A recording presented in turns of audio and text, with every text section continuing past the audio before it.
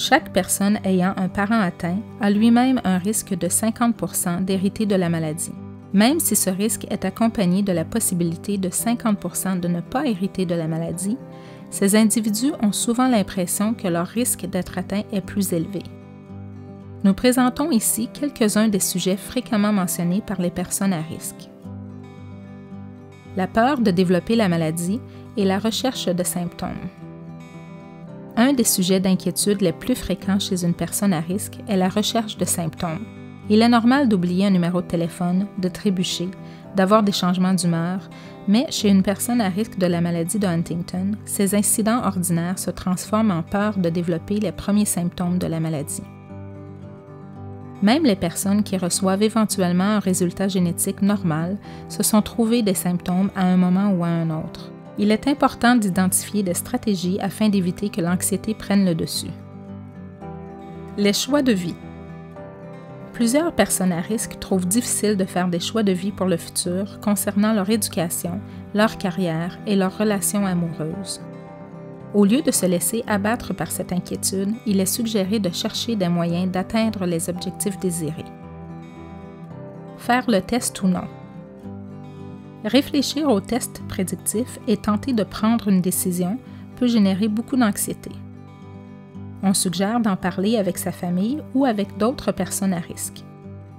On peut aussi consulter un intervenant de la Société Huntington, un médecin, un psychologue ou une conseillère en génétique. Ces stratégies permettent de réduire l'inquiétude. Le conjoint. Une question fréquente est: à quel moment doit-on parler de son risque à son nouveau conjoint? Ne pas en parler n'est probablement pas la bonne approche. Le poids du secret peut amener un aspect négatif à votre relation. On s'isole davantage alors que de pouvoir parler de nos craintes et de la maladie avec notre partenaire peut nous rapprocher. En parler tout au début d'une relation est probablement trop tôt puisque cela ne laisse pas le temps de se connaître, ce qui est la fondation d'une relation. Donc, on suggère d'en parler au moment opportun. Il est important d'être honnête et positif. La présence de la maladie dans votre vie n'est pas quelque chose dont vous devez être gêné. Rappelez-vous que la maladie de Huntington ne définit pas qui vous êtes. Lorsque la relation amoureuse devient plus sérieuse, il est fréquent que la personne à risque soit inquiète des impacts possibles, incluant la décision d'avoir des enfants ou la peur de changer drastiquement et de devenir dépendant de son conjoint.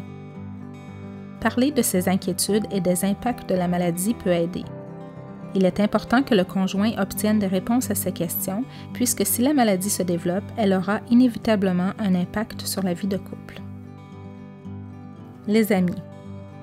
Parler aux amis peut être difficile puisque certains d'entre eux ne seront pas capables d'écouter ou d'offrir du soutien. Il est préférable de choisir à qui en parler. Les amis peuvent avoir beaucoup de questions et ne pas toujours comprendre comment le fait d'être à risque affecte le quotidien. Parler à d'autres personnes à risque est souvent plus facile et permet de se sentir compris.